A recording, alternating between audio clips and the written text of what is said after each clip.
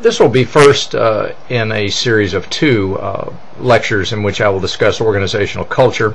In the first part, I will discuss how we're going to define and diagnose culture.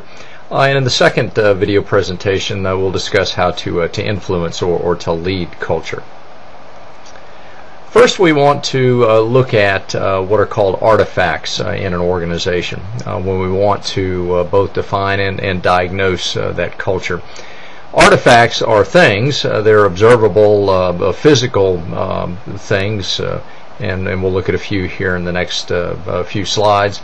And they're also behaviors that people engage in that organization. Things such as certificates on a wall, something like this sitting on someone's desk, another sign on a wall, this a framed running number from a rock and roll marathon, or this sign at a service counter at a records section at a police department, are all artifacts. They're things that we can observe, and if we think about those things, we'll realize that they have deeper meanings than just simply what may be stated here on a simple sign. One thing that we can come to view when we see artifacts are the values that are expressed by those artifacts. We can also look at espoused values, in other words, those values that we'll find, as we've discussed previously, on value statements, on posters around the organization or on websites. And then we can examine what are the actual operational values. Usually artifacts in terms of either physical things or behaviors tell us what the operational values are, whereas the espoused values may come in the form of, again, as I've stated, maybe on a poster on a wall, maybe on a website, they may be on dog tags that people carry, or other things of that nature. And those espoused values are formal statements made by the organization, whereas those operational values that we discern from looking at the artifacts, the physical artifacts we see, or the behavioral artifacts, are the operational values, or may help us discern what those operational values are.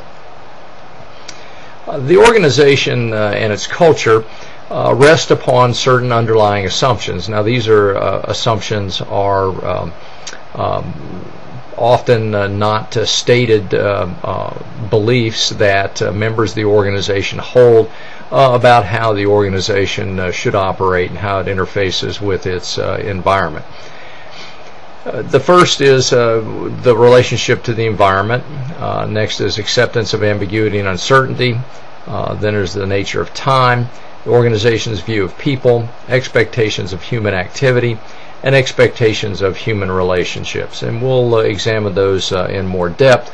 But again, these are all unstated, but they influence how people behave. They influence the artifacts we see, and they influence the behaviors that we see. And a metaphor that's been used to describe culture is that of an iceberg, and we know that most of the iceberg lies below the surface of the water, and we can't see it, but it is obviously a very important piece of the iceberg. It's the biggest piece, and what we would see above the surface of the water would be the smallest piece, and in the metaphor as applied to the organization would be the artifacts that we see, the behaviors that we see, the things that we see in the organization. But again, those are greatly influenced by what lies under the water surface, metaphorically speaking. And we'll get deeper into these underlying assumptions that are that underlying piece of the organization that strongly influence those physical things and those behaviors that we see on a daily basis. Most organizations operate in one of three dimensions in terms of their assumptions about the environment. We face our environment from the perspective or the assumption that we'll dominate that environment, that will be symbiotic with it, that it will be a give and take, or that we submit to our environment. And we can view different parts of the organization very differently. Some parts of the organization, like a SWAT team in a police department, typically operates off the underlying assumption that it's going to dominate its environment, not that it's going to be symbiotic or not that it's going to be submissive.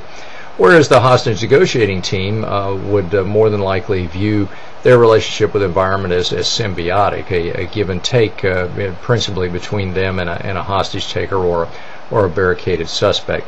Finally, some parts of the organization might view themselves as being submissive to the environment, that we react to it, that we don't shape it or strongly influence it.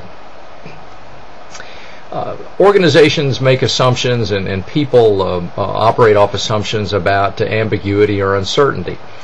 Some organizations demand that objective fact be demonstrated empirically through scientific research or some other form of empiricism. Some believe in social certainty. In other words, whatever everyone agrees to being fact is accepted as fact. And some parts of the organization or some entire organizations believe in subjective authority. Whatever a given leader or whoever has the power to establish what the fact is, then most people just simply accept that. Some organizations take a different view of time. Some organizations are past-oriented. They're tradition-bound, and they believe that what they've done in the past has suited them well and will continue to suit them well. Some are present-oriented, where they're simply reacting to what's going on at the moment. And other organizations are future-oriented, where they try to the extent possible look at patterns in time and try to discern what the future will be like for them and try to adapt to that future. Organizations view people differently. This can often be viewed from the perspective of McGregor's Theory X, Theory Y, where some people are viewed, or some people view others as naturally good. Some people make their assumptions that other people are naturally bad, and then of course there's typically what would lie in between, where we're not as judgmental and that we tend to view some people as good, some people as bad. There are certain expectations about human activity. Some organizations expect people to be very active, to pursue organizational goals. Others simply expect people to focus on self-development or self-interest. And then others expect people to be very passive, just to do no more than is absolutely necessary to meet minimal standards and stay out of trouble. There are expectations of human relationships in organizations. Some organizations expect people to behave autocratically, where authority and responsibility flow along strictly defined organizational lines. Some are delegative, where we expect people to assume responsibility for achieving the goal that they're assigned by a higher authority. And then some are participative, in which all people up and down the vertical chain of command participate together to establish goals, objectives, and methods by which they will achieve those goals and objectives.